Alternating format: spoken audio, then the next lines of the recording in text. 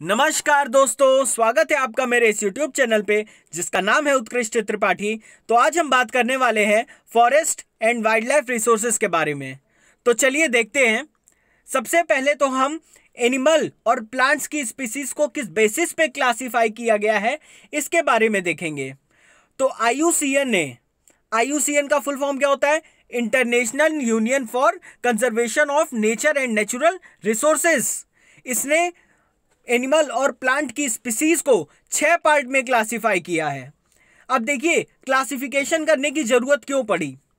Classification करने की जरूरत इसलिए पड़ी क्योंकि हम जानते हैं हमारी प्रकृति में ऐसे बहुत सारे जीव हैं जो अधिकता में पाए जाते हैं, ऐसे कुछ ही जीव हैं जो खत्म होने की कगार पे पहुंच गए और ऐसे भी कुछ जीव हैं जो खत्म हो चुके हैं। यही बात प्लांट्स पे भी, पौधों पे भी लागू होती है। कुछ पौधे अधिकता में होते हैं तो कुछ पौधे लुप्तप्राय हो गए हैं। तो इन सब के बारे में आज हम देखेंगे। तो देखिए, जो सबसे पहला क्लासिफिकेशन के अंदर आता है वो होती है नॉर्मल स्पीशीज। नॉर्मल स्पीशीज के बारे में अगर हम बात करें तो नॉर्मल स्पीशीज नॉर्मल कंडीशंस में पाई जाती हैं, मतलब वो उनकी पॉपुलेशन ठीक है, मतलब वो अभी सालों साल चलेंगी, उनकी पॉपुलेशन में अभी कोई खतरा नहीं है, तो उसको हम किस स्पीसीज में रखते हैं? नॉर्मल स्पीसीज में। जैसे कि अगर हमारे घर के आसपास गाय हो गई, भैंस हो गई, इसके अलावा मुर्गी हो गई, बकरी हो गई, ये सारी क्या हैं? ये सारी नॉर्मल स्पीशीज के अंतर्गत आती हैं। बिल्ली हो गई, कुत्ता हो गई, ये सारी किस में आ गई? नॉर्मल स्पीशीज में आ गई। यानी इनके ऊपर अभी कोई संकट नहीं है और इनका शिकार चूंकि बहुत अधिक पैमाने पे नहीं होता, इसलिए ये बच गई हैं। तो ये बात थी नॉर्मल स्पीशीज के बारे में। अगली आती है इंडेंजर्ड स्पीशीज, जिसको संकटाग्रस्त कहते हैं।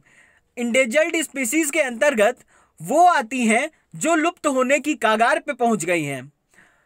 These are the species which are in danger of extinction, जो खत्म होने की कगार पे पहुंच रही हैं या जो लुप्त होने की कगार पे पहुंच गई हैं। उनकी संख्या बहुत कम है।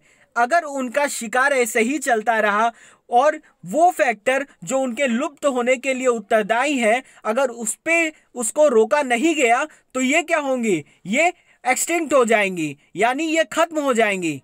अभी के समय में ये थोड़े बहुत अमाउंट में बच गई हैं और इनका संरक्षण आवश्यक है। तो ऐसी स्पीशीज को हम बोलते हैं इंडेंजर्ड स्पीशीज। इंडेंजर्ड स्पीशीज के अंतर्गत कौन कौन सी आती हैं? एग्जाम में आपको पूछ देगा कि ब्लैक बग क्या है, इंडेंजर्ड है कि क्या है, क्या नॉर्मल है, क्या एक्सटिंक्ट है, किस में आती है? तो आपको वहां टिक लगाना रहेगा, इंडेंजर्ड स्पीशीज के अंतर्गत आती है। तो ब्लैक बक आता है, क्रोकोडाइल आता है, इंडियन वाइल्ड एस आता है, इंडियन राइनो जो वन हॉर्न राइनो असम के क्षेत्र में पाया जाता है वो भी इंडेंजर्ड के अंतर्गत है। इसके अलावा लॉयन टेल्ड मकाओ भी इसके अंतर्गत आता है और संगाई भी इसी के अंतर्गत आता है। तो देखिए, ये ब्लैक बक है, ये आपका अफ्रीकन वाइल्ड एस है।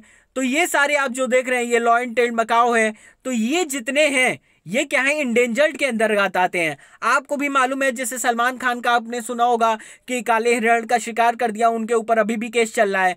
क्यों चल रहा है? क्योंकि कानूनी रूप से इंडेंजर्ड स्पीशीज का शिकार करना बहुत बड़ा अपराध माना जाता है। एक तो वो खत्म हो रही हैं, ऊपर से आप उनको भी खत्म कर दोगे तो क्या सरकार एक्शन नहीं लेगी? एक्शन लेगी।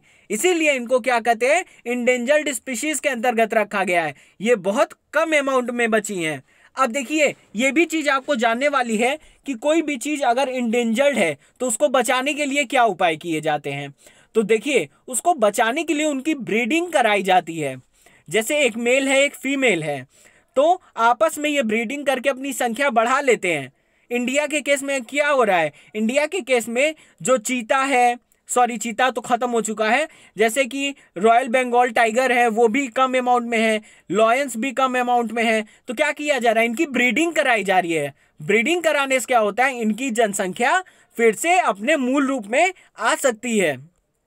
तीसरी कैटेगरी आती है वुल्नरेबल स्पीशीज के कैटेगरी में, सुभेद्य जिसको बोलते हैं। ये क्या है? देखिए, ये ऐसे हैं जो अभी ठीक ठाक अमाउंट में हैं, लेकिन अगर उनका शिकार ये यूं ही चलता रहा तो वो क्या होंगी? इंडेंजर्ड स्पीशीज के कैटेगरी में इनको रख दिया जाएगा। सिंपल भाषा में अगर आपको समझाए तो ये वो स्पीशीज है जो धीरे धीरे गायब हो रही हैं, धीरे धीरे उनकी मात्रा कम होती जा रही है। धीरे धीरे मात्रा कम होगी तो वुल्नरेबल स्पीशीज इंडेंजर्ड की कैटेगरी में आ जाएगा। जैसे कि एग्जाम्पल के लिए मैं बता रहा हूं, अगर हम एक लाइन मान लेते हैं जैसे कि 2000, अगर चीता 2000 है, 2000 से अंदर आ जाएगा, 2000 से नीचे आ जाएगा तो क्या होगा, 2000 से नीचे आने के बाद उसको हम कहेंगे कि ये इंडेंजर्ड हो गया। लेकिन अगर 2000 से 3000 के बीच में है तो हम उसको क्या बोलेंगे, ये वुल्नरेबल की कैटेगरी में आ जाएगा। ठीक है, तो यानी जैसे 3000 से 2000 पे आ गया तो फिर ये चला जाएगा इंडेंजर्ड की कैटेगरी में, यानी वो स्पीशीज जो धीरे धीरे कम हो रही है और इनका इसी तरह से कम होना चलता रहा तो वो इंडेंजर्ड की कैटेगरी में पहुंच जाएंगी। इसको क्या बोलते हैं, वुल्नरेबल स्पीशीज बोलते हैं। जैसे कि blue ship, Asiatic elephant, Gangetic dolphin, ये सारी क्या है, वुल्नरेबल स्पीशीज की कैटेगरी में आती हैं। अब अगली बात अगर हम करें रेयर स्पीशीज के बारे में, रेयर स्पीशीज क्या होती है, तो रेयर स्पीशीज वो स्पीशीज है जो बहुत कम मात्रा में है, जो इस धरती पे बहुत कम मात्रा में है, उनको बोलते हैं रेयर स्पीशीज। अब रेयर स्पीशीज में कौन कौन सी आ जाएंगी, तो हिमालयन ब्राउन बियर आ जाएगा, वाइल्ड एशियाटिक बुलफेलो आ जाएगा, डेजर्ट फॉक्स आ जाएगा और हॉर्नबिल हो जाएगा। ठीक है, यानी इतने जो आप देख रहे हैं एग्जाम्पल, वो किस कैटेगरी में आ जाएंगे, रेयर स्पीशीज की कैटेगरी में आएंगे। रेयर में क्या होता है, जो प्रकृति में बहुत कम अमाउंट में उपलब्ध हैं। देखिए ये आपकी जो कैटेगरी देख रही है वुल्नरेबल की कैटेगरी है। ओके, कोला हो गया, एशियाटिक एलिफेंट्स हो गए, डॉल्फिन हो गया। उसके अलावा अगर हम बात करें आगे जो हमने पढ़ी थी रेयर स्पीशीज, रेयर स्पीशीज कौन सी है, जो बहुत कम अमाउंट में है, जैसे हिमालयन बियर हो गया, आपकी फॉक्स हो गया, हॉर्नबिल हो गया, ये सारी क्या है कि रेयर स्पीशीज के कैटेगरी में आती हैं। अगला आता है इंडेमिक स्पीशीज। देखिए इंडेमिक स्पीशीज वो स्पीशीज होती हैं जो प्रकृति में किसी एक निश्चित स्थान पे पाई जाती हैं। निश्चित स्थान पे पाए जाने का मतलब है कि निश्चित स्थान में मतलब क्या है, जैसे कि अंडमान में जो टील पाई जाती है या निकोबार की जो पिजियन कबूतर पाई जाती है वो एक पर्टिकुलर एरिया में पाई जाती है, वो आपको कहीं और देखने को नहीं मिलेगी। वो एक पर्टिकुलर उसी एरिया में रहती है, वहीं ब्रीडिंग करके अपनी जनसंख्या बढ़ाए हुए हैं। उसको क्या बोलते हैं, endemic species, found in some particular areas. Okay, extinct क्या है, विलुप्त जो खत्म हो गई हैं, जैसे कि एशियाटिक चीता, पिंक हेड डग, ये खत्म हो चुकी हैं, इनकी जनसंख्या नहीं बची, इसको खत्म कर दिया गया। कौन खत्म किया, इसके जिम्मेदार कौन है, इसके जिम्मेदार हम ही लोग हैं। हम ही लोग की वजह से वो विलुप्त हुई है, इसलिए हमारी नैतिक जिम्मेदारी बनती है कि हम इनकी जनसंख्या को बचा कर रखें। These are the species which are not found in searches, खोजने पर भी इनको नहीं पाया गया, तो इसको किस कैटेगरी में रख दिया गया, एक्सटिंक्ट की कैटेगरी में, एक्सटिंक्ट स्पीशीज की कैटेगरी में। ओके, जैसे कौन सा हो गया, एशियाटिक चीता हो गया।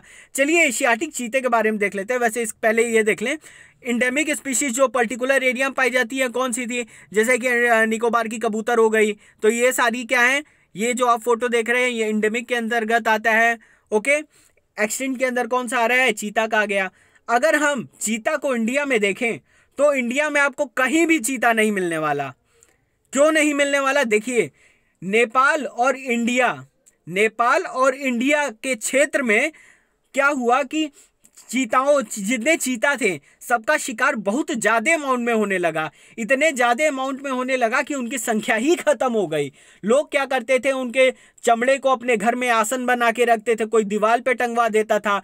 तो इसके जिम्मेदार कौन है, हम ही लोग हैं। इसलिए कहीं भी ऐसा होता है ना कि चीता खत्म हुआ, अगर इसको देखना है तो हम लोग क्या करते हैं कि इंडिया के ऊपर, इंडिया और नेपाल को इसका दोष देते हैं। Okay, today fewer than 7100 remain, पूरे वर्ल्ड में केवल 7100 चीता बचे हैं और बाकी इंडिया में तो समझ लीजिए गायब हो गए। इंडिया में 1952 के बाद ये पूरी तरह से खत्म हो चुके थे। इनका कहीं कोई नामो निशान नहीं मिला, इसलिए सरकार ने 1952 के बाद इसको एक्सटिंक्ट की कैटेगरी में रख दिया। देखिए एक चीज और आपको बता दूं इंफॉर्मेशन के लिए, बहुत से लोग नहीं जानते इस चीज को कि लेपर्ड और चीता में क्या अंतर है। लेपर्ड और चीता में केवल एक अंतर है। चीता में आपको देखने को मिलेगा आंख के आसपास से जैसे लगेगा कि रोता हुआ, यानी ये जो ब्लैक धारी आपको दिख रही है ये आपको चीता में देखने को मिलेगी। और यहाँ पे लेपर्ड में आपको क्या होगा कि ये स्पॉटेड रूप में दिखेगा, इसके आंख के पास कोई धारी नहीं होती। ओके, तो आज के वीडियो में हम इतना ही रहने देते हैं, वीडियो लंबा करने से कोई फायदा नहीं। आगे के वीडियो में हम ये देखेंगे कि क्यों आखिर ये स्पीशीज खत्म हो रही हैं और इनको बचाने के क्या उपाय हो सकते हैं। तो उम्मीद करता हूं कि आपको ये वीडियो अच्छी लगी होगी। वीडियो देखने के लिए आपका बहुत बहुत धन्यवाद।